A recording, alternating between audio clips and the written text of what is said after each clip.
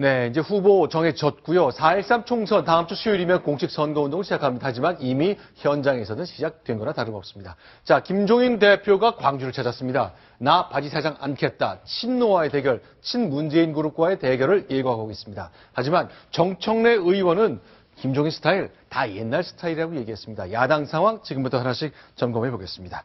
자, 노은지 기자. 자, 네. 광주에 1박 2일로 간 거죠. 영상 네. 보면서 좀 소개를 드리겠습니다. 예, 그렇습니다. 1박 2일로 호남으로 내려갔는데요. 일단 어제는 전남으로 갔습니다. 전남에서 4명의 후보 선거사무소 개소식에 참석을 해서 지지를 호소했고요. 그리고 오늘은 이틀째 날인데 광주로 이동을 했습니다. 광주에서는 5.18 민주묘지를 우선 참배를 했고요. 그리고 일단 뭐 선거사무소 개소식을 비롯해서 부활절 연합 예배도 광주에서 드렸고 지금이 이제 그 5.18 민주묘지를 참배하는 모습입니다. 오늘도 광주에서 한 6곳에 6가지 일정을 소화를 하면서 1박 2일 좀 강행군이라고 볼 수가 있습니다. 자, 이제 광주에서 5.18 묘지를 찾은 것은 이제 두 번째입니다. 지난번에는 국보위 참여와 관련해서 사과를 하기 위해서 왔고요. 오늘 두 번째 방문이었는데요. 자, 문재인 대표 다양한 행사에 참석했습니다만 역시 핵심은 호남 기득권을 깨겠다는 약속입니다. 더불어민주당, 국민의당을 겨냥했습니다. 말씀 들어보겠습니다. 과거에 이곳 기득권을 장악하신 분들로 인해서 호남의 정치가 분열을 보는 모습을 갖다 보여줬습니다. 그간 호남의 정치인들이 기득권에 사로잡혀 가지고서 굉장히 무사란하게 지냈다는 그런 말씀을 드립니다. 의원님들이 별로 집권을 해야겠다는 그런 열의가 없어요. 결국은 그 사람 바지 사장이 아닌가 이렇게 얘기하는 사람들이 많습니다. 저는 바지 사장 노릇은 못합니다. 자, 구장차장 두 가지가 좀 눈에 띄는데요. 난 바지 사장 하지 못하겠다. 네. 어떤 의미입니까? 글쎄요, 이 비례대표 공천 파문을 겹치면서 이 뭐 바지 사장 아니냐, 실제 오너 대주주는 문재인 전 대표 아니냐, 네. 이런 세간의 그 의심이 많으니까 네. 나는 바지 사장 할 수 있는 사람이 아니다, 바지 사장이 아니다 이렇게 얘기를 하는데요. 네. 제가 듣기에는 이게 자꾸 강한 부정은 강한 긍정이라고요. 네. 이 바지 사장이 아니라고 자꾸 주장하시는 게 혹시 바지 사장으로 보인다는 것을 본인도 네. 인식하고 있는 게 아닌가 싶습니다. 자, 그러면 이건 어떻습니까? 자, 눈에 띄는 게 과거 이 지역에는 기득권 가진 사람, 결국 더불어민주당으로 다 넘어간 현역 의원들을 말한 것 같은데, 심규선 대기자께 좀 질문 드리겠습니다. 김종인 대표가 들어가서 보니까, 이분들 다 집권을 하겠다는 열의가 안 보인다. 이 뜻은 결국 적당히 하겠다는 뜻으로 봤을 텐데 이걸 결국 호남 또 광주 시민들한테 설득해야 될 것 같은데요. 광주 시민들이 저 말 그러니까 승복하고 받아들이고 새로운 후보들한테 찍어야 되겠다 생각할 수 있겠습니까? 저는 아무래도 그 더불어민주당이 그래도 다른 당보다는 이제 호남 지역에서 물갈이를 많이 했지 않습니까? 그렇죠. 더군다나 이제 더불어민주당에서 또 뛰쳐나온 사람들은 그 얼굴에 그거를 가지고 뭐 국민의당으로 좀 들어왔지만 그거와 차별하는 가장 좋은 방법은 우리는 그래도 개혁 의지가 있습니다. 그리고 그것을 제거했습니다. 라는 거를 어필하려는 그런 게 아니냐는 그런 생각이 드는데요. 자, 8개의 지역구가 광주에 있는데 전원 다 신인으로 공천을 했거든요. 과연 신인 후보들과 현재 과거의 의원들과의 대결, 과연 귀추가 주목됩니다. 자, 구장차장 이거 한번 또 여쭤볼게요. 네. 자, 전당대회 이후의 상황. 자, 총선은 끝났다 치고요. 그 이후의 선거 결과에 따라 김종인 대표가 올 여름에 있을, 늦봄에 있을 전당대회까지 나갈 가능성은 어떻게 좀 점치고 있습니까? 일단 그 바지 사장이 아니라고 하고요. 또 총선 끝나고 뭐 호련이 사라지지 않는다. 이렇게 얘기하는 걸로 봐서는 총선 이후에도 정치 활동을 계속 할 것이다. 이런 본인의 의지를 좀 담아서 얘기를 하고 있는 것 같고요. 그런데 비례대표만 해가지고는 그 당대표를 지낸 사람이 비례대표로 만족하기는 사실상 좀 어렵거든요. 더더군다나 내년에가 바로 대선이기 때문에 아마 전당대회에서 당대표에 출마하는 것을 좀 염두에 두고 있지 않을까. 그러니까 밖에서는 그렇게 보고 있는데 당사자는 아직 뭐 그 당대표에 대해서 뭐 이렇게 하겠다 말겠다 이제 그런 얘기를 좀 안 하고 있습니다. 자, 이런 게 있습니다. 제가 좀 읽어드릴게요. 어저께 저녁 때 이제 광주에 내려간 이후에 기자들하고 저녁을 먹었습니다. 당연히 전당대회 출마 가능성을 물었거든요. 이렇게 답했습니다. 내가 뭐 지금 이 짓 하는데도 골치 아프고 욕도 먹고 있는데 새로운 사람들이 하겠다는 사람이 많겠지 뭐. 이 말은 안 하겠다는 뜻인가요? 하겠다는 뜻인가요? 역시 애매한 거죠. 그런데 이제 그 전에 김종인 대표의 화법을 보면은요. 비례대표를 그 공천을 받으십니까라고 물었을 때, 뭐 비례대표 내가 그 욕심이 있는 사람이냐 이렇게 얘기를 했거든요. 근데 결과적으로 2번으로 받지 않았습니까? 근데 지금 얘기도 전당대회 나갈 것입니까라고 했을 때 지금 하는 것도 힘들다라고 얘기를 하지만 총선에서 좋은 성적이 나오고 이게 총선에서 더불어민주당이 좋은 성적을 거둔 것이 김종인 효과였다. 그런 그 우호적인 여론이 형성이 되면 아마 그때 가서는 뭐 국민들이 원하고 당원들이 원하니까 전당대회에 나가야 되는 거 아니냐 이렇게 좀 말을 바꿀 여지가 좀 있지 않나 싶습니다. 자, 여지를 남긴 말이죠. 예. 아니, 그러니까 비례대표 같은 걸 예를 들자면 안 한다고 그러는데도 하는데 지금 명백하게 안 한다고 하지 않았으니까 상당히 뜻이 많은 걸로 보는 것이 맞는 말이고 그다음에 우리들이 그 정치를 논할 때 있잖아요. 많은 사람들이 상당히 그 이성적이고 굉장히 어떤 계산적인 그런 판단을 내릴 거라고 생각하는데 실제적으로는 많은 경우에 굉장히 감정적인 그런 문제로 판단을 내리는 경우가 많거든요. 저 경우는 저기 김종인 대표의 입장에서 보면 굉장히 처음 들어올 때보다는 욕심이 많이 늘었다라는 그런 부분을 빼면은 판단이 잘 안 쓴다는 거예요. 알겠습니다. 많은 욕심이 굉장히 많이 늘었어요. 그걸 읽으셨군요. 알겠습니다. 그러면요. 자, 5.18 민주화 공원 찾았던 김종인 대표. 역시 경쟁 상대는 더불어민주당이 아니라 그 문재인 대표 진영이 아니라 일단 총선까지는 국민의당이겠죠. 과연 어떻게 얘기할지 그 얘기도 한번 들어보겠습니다. 어느 한 특정인의 욕망을 채우기 위해서 거기에 편성해서 호남의 소위 기득권을 가진 정치인들이 사실 자기네들의 소위 상존을 위해서 당을 갖다 분열을 했다고 보는 것이 결국은 야당 분열에 단초를 제공을 했고 그로 인해서 정권 창출에 장애 요인으로 작용한다 할 것 같지만 이것이 광주 정신에 맞느냐 하는. 자, 지금도 이제 안철수 대표를 뜻하는 것 같네요. 특정인의 욕망을 채우기 위해서 이런 말 했거든요. 그만큼 아직까지는 광주 호남의 민심이 더불어민주당에 대해서 우호적이 않다는 또 반증 같기도 하네요. 네, 그렇습니다. 이 김종인 대표가 영입됐던 시점이요. 국민의당이 창당되기 이전에 이 탈당 러시가 한참 있던 그 와중에 문재인 대표가 구원투수로 김종인 대표를 영입을 한 거거든요. 그래서 다행히 당시에 탈당을 저울질하고 있던 박영선 비대위원이 탈당을 하지 않았고, 그래서 이제 20석이 넘느냐 넘지 않느냐의 어떤 갈림길에서 20석이 안 되는 선으로 이제 그 결정이 됐었는데, 이제 그런 점에서 보면 김종인 대표는 호남의 분열을 막은 그 본인이 구원자다. 이런 느낌을 가지고 있는 거고요. 그러다 보니까 당연히 국민의당하고 어떤 이제 호남에서의 구애 경쟁을 본인이 좀 더 적극적으로 하려고 하는 게 아닌가 싶습니다. 제 생각에 지금 김종인 대표 참 말씀 참 잘하신다는 생각이 드는 게 원인과 결과를 바꿔놓고 지금 말씀하시거든요. 원래 그 호남이 국민의당을 분열하게 된 게 어떤 친노 운동권에 대해서 어떤 호남 그 광주 특히 민심의 어떤 반발이었거든요. 왜냐하면은 이 운동권 친노들은 있죠. 호남에 원래부터 DJ부터 쭉 내려오는 그 의원들에 대해서 그 기득권자라고 욕을 많이 했습니다. 아무것도 하는 것 없이 그냥 그 호남에 그냥 안주해가지고 계속 국회의원만 해먹고 있다. 이 말을 하면서 공격을 하니까 결국은 많은 분들이 그 광주 전남의 많은 분들이 그때 더불어민주당에 대해서 그리고 문재인 대표 반감을 가졌거든요. 그게 원인이 돼서 안철수 대표 등이 나온 거지. 이게 안철수 대표 등이 이 어떤 호남에서 기득권 지키려고 나온 게 아니거든요. 나오다 보니까 지금 이제 그 광주에서 많은 분들이 국민의당을 갖지 않습니까? 그래서 현역 의원들이 오니까 마치 현상이 그렇게 된 것처럼 보이는 거지. 이분들이 기득권 지키려고 당을 분열시키고 나온 건 아니거든요.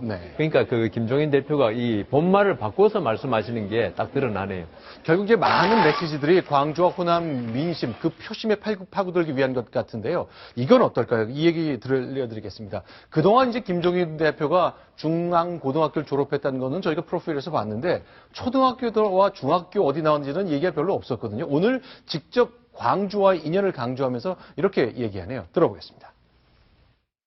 저도 이 광주에서 초등학교도 졸업했고 중학교도 됐고 저도 뿌리가 이 호남에 있는 사람입니다. 제가 호남인들이 소망하는 바가 뭐라는 것을 잘 알고 있습니다. 이 소망을 더불어민주당과 함께 제가 완벽하게 대변을 해드리겠습니다.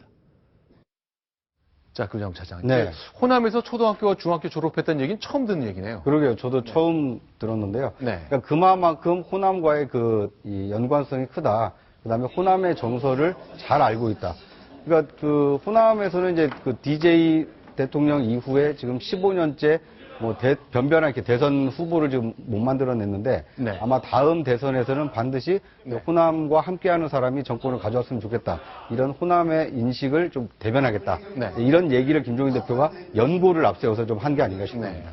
자, 이게 저도 자료를 좀 찾아보니까 경기도 시흥에서 태어났지만 광주의 서석초등학교를 졸업하고 광주 서중을 졸업하고 그 후에 서울로 올라와서 중앙고등학교를 다닌 것처럼 거스로 기록이 되어 있네요. 지금 초등학교하고 중학교를 호남에서 다녔다는 걸 처음 알게 된 거죠? 아니, 뭐, 저는 처음 들었습니다만. 많은 사람이 처음 들었게 됩니다. 기사를 찾아보니까 예전에 조금 나오긴 했었어요. 그렇다면 본인이 얘기 안 했다는 겁니다. 네. 지금까지. 그걸 얘기할 필요가 없었다는 거예요. 네네. 그러니까 정치인들은 말입니다. 네. 호적을 보통 2개 정도씩 갖고 있습니다. 네. 예를 들어 정권이 바뀌면, 예를 들어서 태어난 곳과 저기 원적지. 네. 이걸 가지고 유리한 쪽으로 얘기를 합니다. 네. 제가 볼 때는 김종인 대표도 네. 제가 볼 때는 지금 어느 기자들도 네. 그분이 네. 초등학교, 중학교를 거기서 나왔다는 걸 저도 들어본 적이 없어요. 네. 그렇다면 본인이 얘기 안 했다는 겁니다. 네. 왜 얘기할 필요가 없었어요. 영남 쪽에 이렇게 언저리에서 같이 일했으면 됐으니까. 근데 이번에 필요하니까 네. 그래 저도 네. 지금 초등학교, 중학교는 여기 나왔습니다. 네. 아쉬워서 한 얘기다. 네. 저는 그래서 큰 의미를 두지 않습니다. 근데 저 말이 나오니까 박지원 의원이 좀 벌컥했네요. 이렇게 페이스북에 글을 쓴 걸 보니까 아니 그거 가지고 호남 사람이라고 얘기할 수 있느냐. 그동안 당신이 고향이 어디라고 말해왔느냐. 저 바로 제가 한 얘기가 바로 저 얘기네요. 저는 박지원 씨가 얘기한 걸 몰랐는데. 네. 네. 그렇죠. 그러니까 당신이 그렇게 국보에 참여하고 고위직 계속하는 동안 호남 사람의 어려움을 한 번이라도 얘기해봤느냐. 만약 그런 식이라면 나는 밀양박씨니까 영남 사람이다. 이렇게 얘기하거든요. 다만 어쨌건 이제 광주에 구애를 해야 되고 선거에서 결국 지금 쉽지 않은 광주와 호남 민심 때문에 파고들기 위해서 이제 새롭게 얘기를 하는 건데 과연 그야말로 전적으로 유권자들의 판단에 달린 거겠죠. 과연 어떤 반응이 나올지 그걸 좀 들어봤으면 좋겠습니다. 그렇다면요. 조금 더 보겠습니다. 김종인 대표, 천정배 의원을 만났습니다. 자, 이제 광주에서 정말 치열한 대결 앞두고 있는데요. 그 장면 어떤 일들이 있었는지 같이 한번 들어보겠습니다. 그 이야기를 제가 뭐 특별히 받을 필요는 없을 것 같습니다. 국보위 출신의 수장이 지휘하는 당이 돼서 민주 세력, 개혁 세력, 야당의 정체성과는 거리가 먼 정통성, 정체성마저도 흔들리는 세력이 더 민주입니다. 우리 수준 높은 광주와 호남의 주민들께서 더 민주에 대해서는 아주 신랄한 평가를 하고 계십니다. 자, 지금 결국 이제 신랄한 비판을 했다면서 얘기했습니다만 두 분이 이제 악수를 일단 나누고 있는 장면이네요. 자, 광주에서 열린 오후 3시 오늘 부활절이기 때문에 광주시청 앞에서 부활절 예배가 열렸던 저 장면인 것 같군요. 네. 자, 손을 잡았군요. 김종인 대표 그리고 천정배 대표 손을 잡았습니다만 몇 초 만에 다시 좀 놓는 모습 봤습니다. 일단 지금 이 영상만 보면 아주 밝게 웃으면서 대화하는 모습 볼 수 있습니다. 그 부활절인데 김종인 대표가 좀 그 의미가 있네요. 이때까지 뭐 50, 60 다 해서 거의 끝난 줄 알았는데 부활하셔가지고 그 민주당에서 다시 찬란하게 부활하신 거 보니까 네. 부활절 행사에 꼭 참석하셨어야 되네요. 네. 어쨌건 이제 그동안 오랜 침묵을 깨고 이제 공직을 맡지 않았었는데 김종인 대표 지난 석 달 이제 거의 85일쯤 돼가는 그 시점에 당 전면에 야당 전면에 나섰습니다. 자, 그런데 아직 공천 때문에 당 내에서는 제 정체성 논란, 당의 실제적 주인이 누구냐에 대한 논란이 이어지고 있습니다만 정청래 의원이 얘기를 좀 한 게 있군요. 자, 일단 정청래 의원 최근에 이제 자신의 근황과 관련해서 의견을 낸 게 있는데 자, 그 장면 어떤 내용입니까? 이 어제 팟캐스트 녹음에서 했다는 얘기인데요. 요즘 선거 사무소 개소식이나 유세에 와달라는 요청이 굉장히 많이 받고 있다고 합니다. 네. 특히 본인이 참석할 때면 후보 이름을 딴 삼행시를 지어준다고 하는데요. 네. 아마 컷오프가 저렇게 큰 벼슬이 되리라고는 정청래 의원이 활동하기 전까지는 좀 몰랐던 사람들이 좀 많았을 것 같습니다. 네. 심지어는 더민주당 컷오프 유세단이라는 걸 조직을 했는데요. 본인과 이 장하나 김광진 의원이라고 이 19대 총선에서 이 청년 비례대표를 했던 분들이 있었거든요. 네. 이분들이 다 경선에서 떨어졌는데 네. 이 세 사람을 모아서 컷오프 유세단을 만들었습니다. 또 이제 또 토요일 아침자 한겨레를 보니까 인터뷰를 직접 했는데 과거에 자신의 컷오프 과정에 자신과 김종인 대표 사이에 있었던 일 몇 가지 얘기를 해주고 있네요. 누군지 어떤 내용입니까? 일단 김종인 대표가 합류하면서 가장 먼저 만났던 당 인사가 나일 거다 이렇게 얘기를 했고요.